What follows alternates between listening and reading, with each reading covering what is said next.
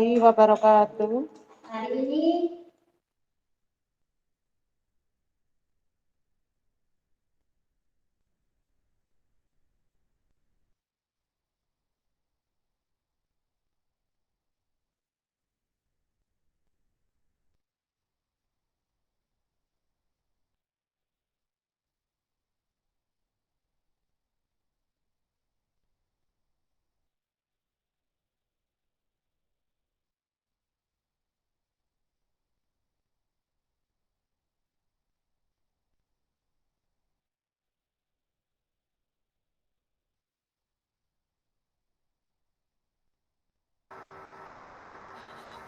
Assalamualaikum warahmatullahi wabarakatuh.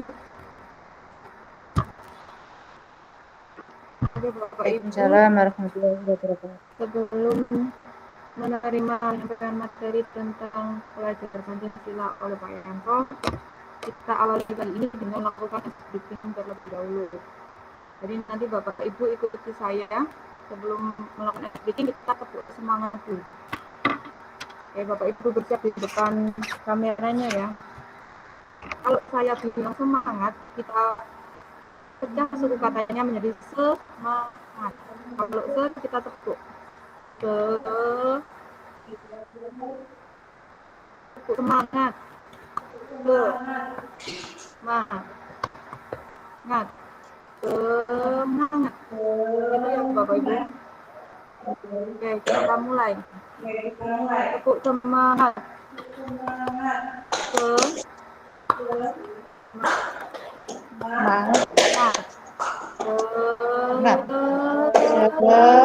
Semangat Bapak Ibu. Saya rasa sudah cukup ya untuk speaking pagi ini. Semoga nanti materi yang disampaikan Pak Yanto dapat kita terima dengan baik. Semoga silakan beliau dilanjutkan.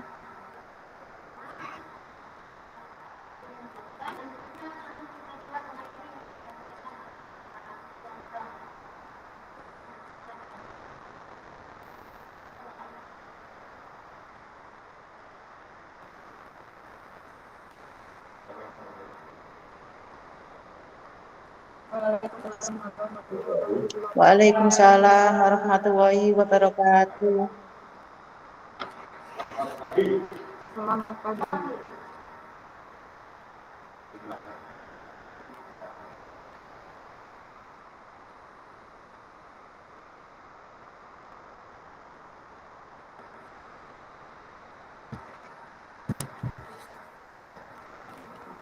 Untuk melaksanakan acara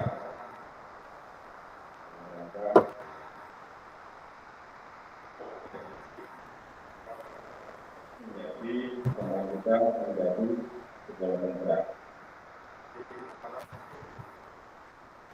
Jadi laporan untuk pagi ini adalah profil pelajar Pancasila. Sebelum kita mengalami profil pelajar Pancasila, yang kemarin sudah dikatakan oleh mengenai sekolah penggerak di sini. Jadi kita tambahkan lagi, kita sekarang sudah dibutuhkan menjadi sekolah penggerak kita mungkin kita tahu apa sekolah penggerak itu juga mereka tadi kita sangat tahu. Alangkah baiknya kita mengingat kembali. Tapi sekolah penggerak adalah sekolah penggerak itu sebuah program yang mengupayakan untuk mewujudkan visi pendidikan Indonesia. Visi itu harus kita lakukan. Apa tujuan agar Indonesia terwujud mewujudkan Indonesia maju. Jadi, untuk mewujudkan Indonesia maju, di sini sekolah kita ditunjuk untuk menuju sekolah penggerak. Ya, tentu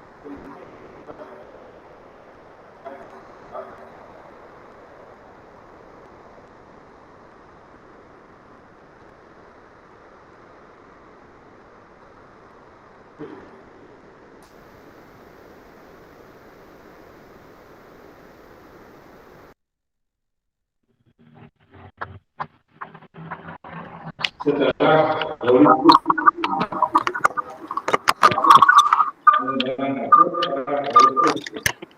politik itu artinya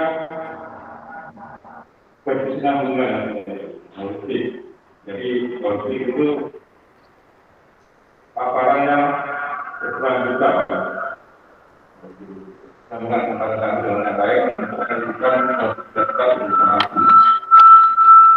Jadi itu adalah gambaran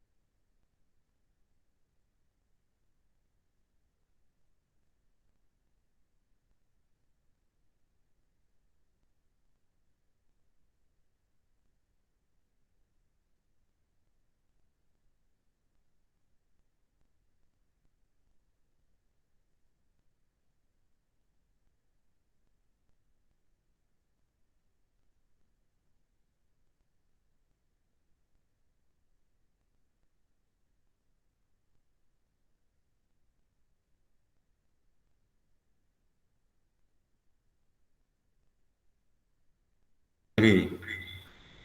Pelajar Indonesia memiliki prakrasa atas pengembangan dirinya dan tercermin dalam kemampuan untuk bertanggung jawab. Nah, memiliki rencana strategis, melakukan tindakan dan merefleksikan proses dan hasil pengalamannya. Untuk itu, yang perlu dimiliki adalah kesadaran akan diri dan situasi yang dihadapi serta memiliki regulasi diri. Nah, mandiri sangat dibutuhkan di sini, mandiri. Ya, jadi setelah kita diprogramkan untuk sekolah penggerak, hasilnya maka siswa kita harus mempunyai profil mandiri, tampilan yang mandiri. Profil itu tampilan terhadap siswa kita nanti. Artinya mandiri itu seseorang itu bisa melakukan aktivitas tanpa ketergantungan orang lain. Nah, tentunya dalam proses pelajaran siswa harus diberi motivasi untuk menghasilkan sesuatu, ya, gitu.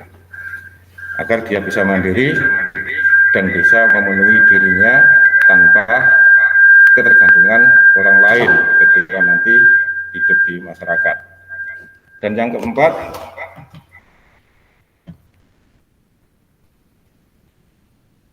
bergotong royong sekarang. Bergotong royong ini memang karakter bangsa kita, ya, khususnya yang sangat kental adalah di Jawa ini. Bergotong royong adalah sudah biasa dilakukan di negara kita, gotong royong itu. Nah, makanya ini diupayakan menjadikan profil pelajar kita itu memiliki dimensi gotong royong. Pelajar Indonesia memiliki kemampuan untuk melakukan kolaborasi dengan sukarela agar kegiatan yang dikerjakan dapat berjalan lancar dan mencapai tujuan untuk kebaikan bersama. Pelajar Indonesia selalu berusaha melihat kekuatan-kekuatan yang dimiliki setiap orang dan sekitarnya yang dapat memberi manfaat bersama, mencegah terjadinya konflik dan tidak memaksakan kehendak pada orang lain. Maka hal-hal yang harus dilakukan pelajar Indonesia untuk gotong royong adalah melakukan kolaborasi, memiliki kepedulian yang tinggi dan berbagi dengan sesama. Gotong royong mungkin nanti di masyarakat karena hidup berdampingan dengan tetangga dan lainnya, maka otomatis gotong royong itu sudah dilakukan, apalagi nanti di sekolah untuk profil ini dikembangkan di sekolah. Yang nomor 5, bernalar kritis di sini. Nah, sekarang adalah eranya digitalisasi informasi, maka siswa kita diharapkan untuk bernalar kritis di sini.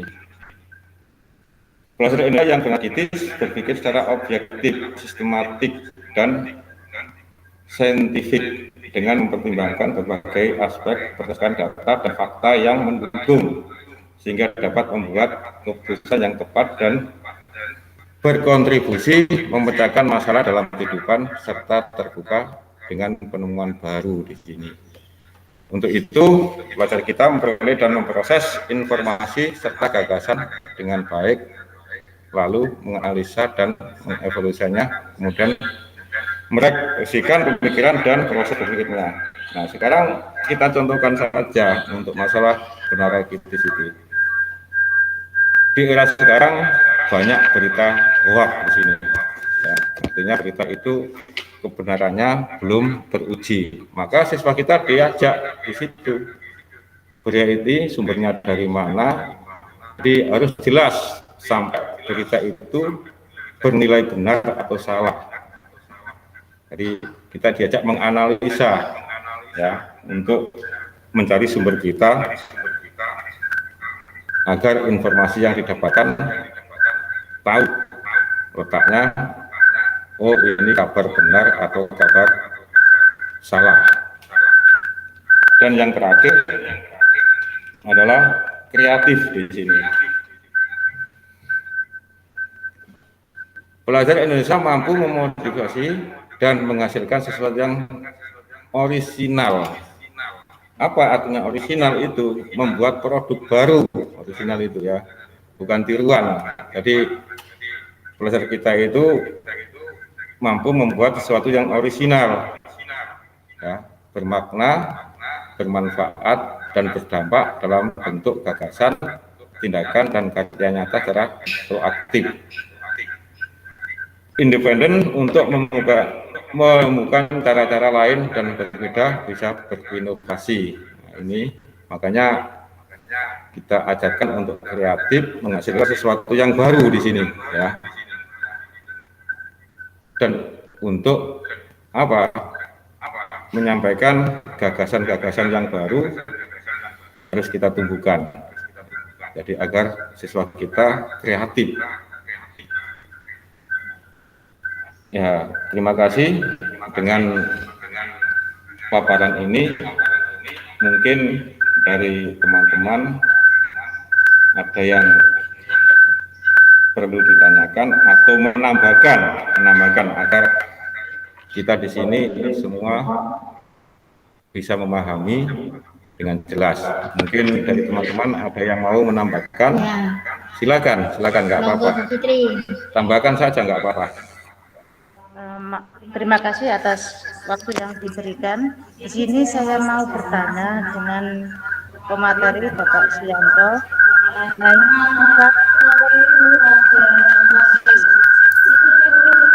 Diterapkan atau dimasukkan ke dalam kurikulum? Ya, Pak. Itu saja yang saya tanyakan, Bapak, monggo. Terima kasih, Bu Fitri. Pertanyaannya yang sangat menggelitik gitu. Kok dimasukkan dalam kurikulum sekarang, ya? Mungkin dari teman-teman kita bisa menjawab. Mungkin dari teman-teman dulu. Nanti kita sama-sama di sini belajar, sama-sama belajar karena ini program baru, ya. Bagaimana, teman-teman?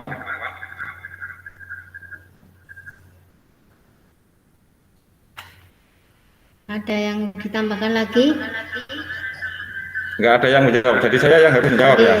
Pak yang sama. Oh ya, ya jawaban saya, ya kalau dilihat dari sisi kebenaran ya mungkin belum benar, maka nanti bisa ditambah dan bisa diberikan bersama-sama, ya. Kan gitu, Bu, ya? Iya. Jadi kenapa kok dimasukkan dalam kurikulum? Ya mungkin di sini kalau saya melihat berita di televisi ketika itu anggota dewan sampling data itu, dari sampling data angket yang diberikan menurunnya nasionalisme di situ, ya. Jadi sudah ada yang tidak mengakui Pancasila sebagai dasar negara kita, ya. Jadi Pancasila sudah tidak mengenal Pancasila lagi. Nah, dengan itu maka stakeholder kita yang ada di atas itu merumuskan bagaimana kalau profil Pancasila ini harus dimiliki oleh profil-profil generasi kita. Maka untuk jangka panjang dimasukkan kurikulum dalam satuan pembelajaran, ya. Jadi itu adalah proyek kita, proyek profil Pancasila itu proyek yang harus dimasukkan dalam kurikulum sekarang. Bagaimana jangka panjang, tujuannya itu jangka panjang. Artinya jangka panjang apa? Kalau dimasukkan kurikulum itu jelas dilakukan, gitu. Ya. Jadi dan dilaksanakan oleh berdasarkan kurikulum. Saya kira seperti itu. Ya, kalau sudah masuk kurikulum, otomatis itu diajarkan nanti di sekolah-sekolah, sehingga kedepannya harapannya adalah untuk mewujudkan Indonesia maju, ya, dan berkarakter Pancasila tadi. Terima kasih, Bu. Mana Bu Fitri, ada tanggapan? Saya rasa sudah cukup penjelasan dari Bapak Suyanto, yang sudah cukup untuk saya pahami. Terima kasih. Sama-sama, Bu. Untuk yang lain ada tambahan lagi? Bu Nurma, ya silakan. Iya Pak. Saya juga mau bertanya Pak Yanto.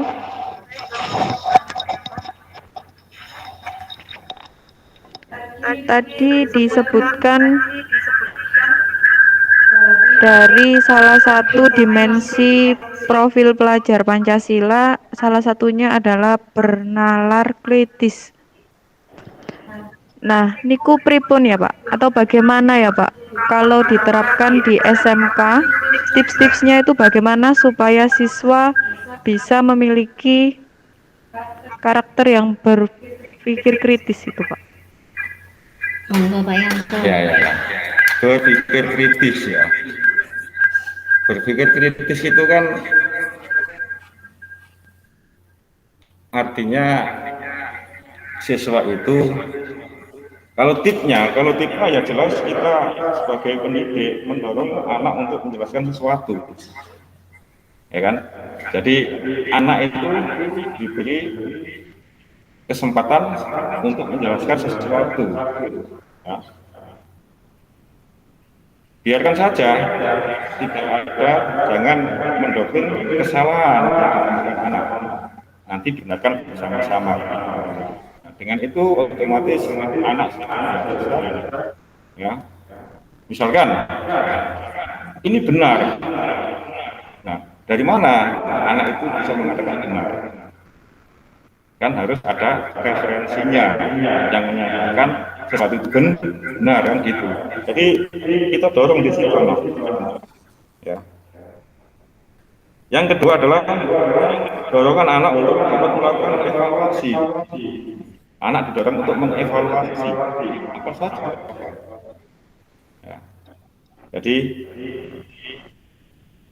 ada dorongan maka anak itu akan muncul kepercayaan diri. Jadi ada lagi dorongan anak untuk membangun hipotesis, ya. Disuruh menghipotesa. Nah, sekarang setelah itu beri komentar dan mengajukan pertanyaan yang mendorong anak untuk membantu prediksinya. Ketika membicarakan orang tua dan guru untuk menebak kelanjutan isi cerita tersebut. Seperti itu, saya kira agar anak itu bisa berpikir. Bagaimana Bu Nurma, sudah? Ya, sudah cukup jelas Pak Yanto. Terima kasih Pak Yanto. Ya, terima kasih Pak Yanto. Ada lagi tambahan? Ya, kita belajar bersama lagi ya, agar nanti itu bisa kita laksanakan sebaik-baiknya. Dan intinya di sini agar siswa kita khususnya itu memiliki profil Pancasila, ya, memiliki profil Pancasila, sehingga dengan siswa kita memiliki profil Pancasila, maka kita akan menjadi maju, ya, kita akan menjadi maju. Saya kira cukup. Terima kasih materi yang diberikan dari Bapak Yanto, sangat banyak ilmunya untuk sekolahan kita. Demikian materi yang disampaikan dari kelompok 2. Atas perhatiannya saya sampaikan terima kasih. Wassalamualaikum warahmatullahi wabarakatuh. Waalaikumsalam warahmatullahi wabarakatuh. 20 menit.